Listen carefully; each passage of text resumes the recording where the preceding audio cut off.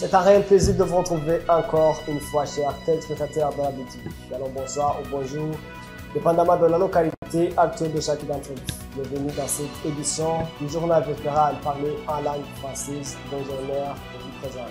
D'abord, les grands titres. Depuis qu'il est au pouvoir, ça fait maintenant 4 ans, Évariste Ndayishimiye, président de la République du Burundi, admet qu'il y ait des personnes qui essaient de perturber l'économie nationale n'ont jamais cessé de se manifester.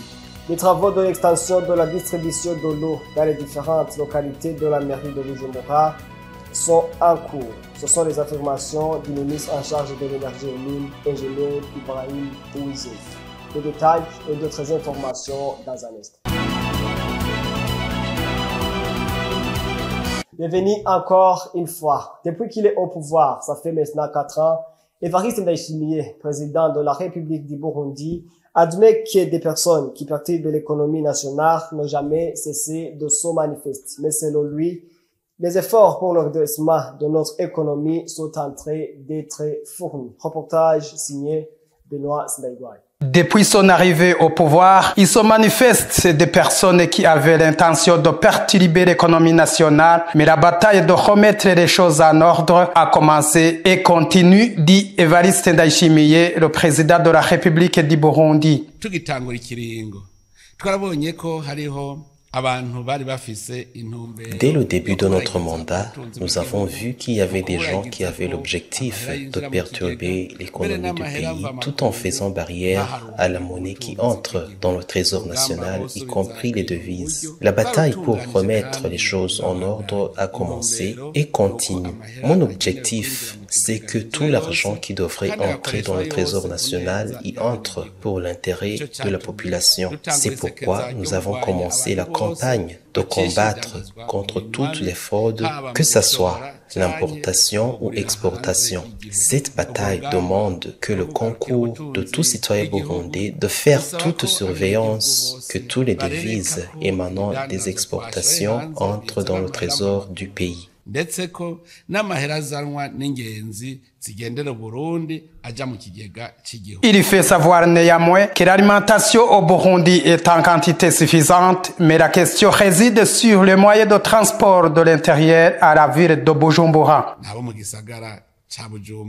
Les habitants de la ville de Bujumbura ont eu le problème de n'avoir pas beaucoup d'alimentation par suite de pénurie du carburant ou par mauvaise foi de fournisseurs, ce qui donne l'occasion pour les commerçants de jouer à la spéculation. L'alimentation au Burundi est en quantité suffisante. La question réside sur les moyens de son déplacement de l'intérieur du pays vers les centres urbains où les gens vivent moyennant de l'argent. Nous sommes en train de faire le tout possible pour que les produits alimentaires cèdent la population de Bujumbura au prix raisonnable.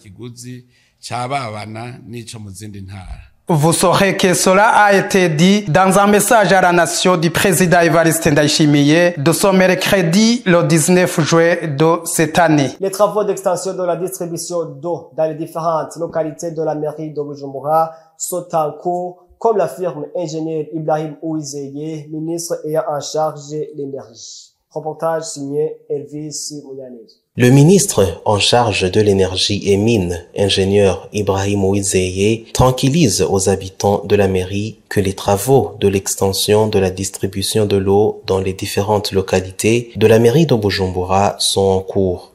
Twarateganije uburyo bugenewe kwimba amazi forage ya 24. Nous avons prévu les moyens suffisants destinés au forage de l'eau de 24 litres par seconde à Tenga pour étendre la distribution de l'eau dans les localités du nord de la capitale. Les études sont en cours de captage des eaux de surface de la rivière Mugobole avec un débit de 100 litres par seconde. Il y a un projet datant de 2015 qui a été interrompu d'adduction d'eau provenant du lac Tanganyika à Nyabugete phase 5. Nous avons fait une commande de groupes motopompes pour remplacer ceux qui ne sont plus fonctionnels. Actuellement, ces matériaux arrivent à Dar es Salaam. nguvu zikwiye ubu ivyo bikoresho bikaba bigeze i Dar es Salaam. Toutefois, les contraintes ne manquent pas, comme le signale le ministre en charge de l'énergie et mines, ingénieur Ibrahim Ouizeye. Ibikoresho byarakozwe kandi byaraheze. Nous sommes toujours sous pression de là où nous avons effectué des commandes. Les matériaux sont déjà arrivés à Dar es Salaam. Nous sommes obligés de payer la somme restante pour que ces matériaux nous parviennent. Il arrive que si tu as fait une commande de 34 conteneurs, il est déjà arrivé 10 conteneurs en attendant de verser la somme qui reste. Nous devons attendre d'autres matériaux pour faire l'assemblage de ce tuyau. C'est le cas de Mathias. Vous sauriez que, après tous ces travaux d'adduction d'eau potable en provenance de sources Mugobore, il y aura une étude de traitement et usage des eaux des rivières Nahangwa et Nyarutovu. Le café n'est pas mauvais pour la santé humaine, mais par contre, il peut présenter des avantages sur le corps humain. Toutefois, il faut le consommer avec modération. Écoutons les propos de Dr Frank Nziza dans son reportage signé Nathan Nzoniman. Le café, en fait, c'est une boisson qui, on va dire, énergisante ou qui modifie, en fait, comment fonctionne notre organisme et par conséquent nous donne, en fait, cette sensation de plaisir. Donc, il faut que ce soit, en fait, une consommation plutôt normale, n'est pas en abuser parce qu'à un certain moment, ça peut donner aussi une dépendance. Les gens qui ne peuvent plus travailler parce qu'ils sont devenus un peu dépendants voilà, du café parce que ça leur donne de la bonne humeur, voilà, c'est un peu comme, ça devient un peu comme une drogue à un certain moment. Le café pour une personne qui est en bonne santé est indispensable, mais il devient dangereux pour celui qui souffre de maladies gastriques, cardiovasculaires ou autres maladies chroniques, comme l'a affirmé Dr Frank Nziza, médecin de la santé publique. Le café en soi, pour une personne qui est en bonne santé, ça n'a pas de problème. À la limite, ça peut être même avoir des bénéfices pour une personne qui est en bonne santé. Mais là où ça devient en fait problématique, c'est pour des gens en fait qui ont d'autres pathologies. Là, je dirais par exemple les gens qui ont des problèmes par exemple d'ulcère gastrique, ça peut être néfaste parce que le café en soi a une acidité en fait qui va augmenter l'acidité gastrique. Par conséquent, va augmenter les crises des ulcères gastriques par exemple. Ça peut être des gens en fait qui ont des maladies cardiovasculaires parce que le café augmente le rythme cardiaque. Donc, si vous avez déjà un problème cardiaque, il faut a priori éviter le café.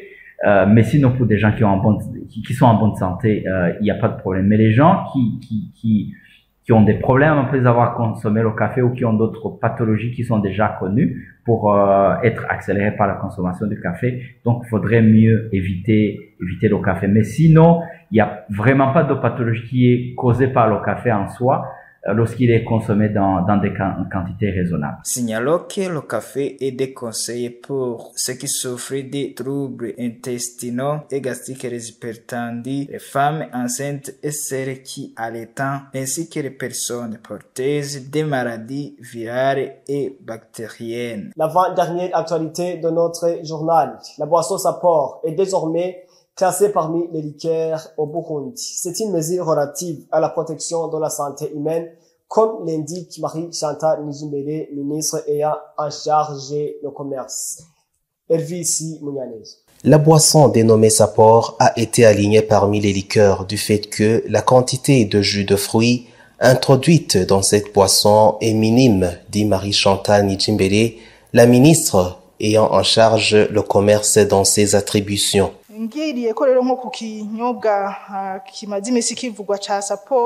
Sans tarder à propos de cette boisson Sapporo qui est d'actualité ces derniers temps et qui ne dépasse que 16% du degré d'alcool dans les données rapportées par BBN.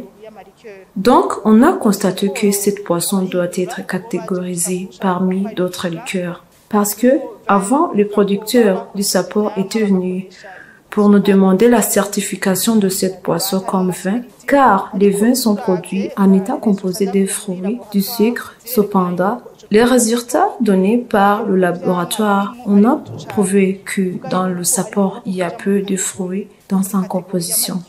Il a en outre fait savoir que son ministère a pris des mesures relatives à la santé publique depuis que les usines de fabrication de ces boissons commencent à se multiplier.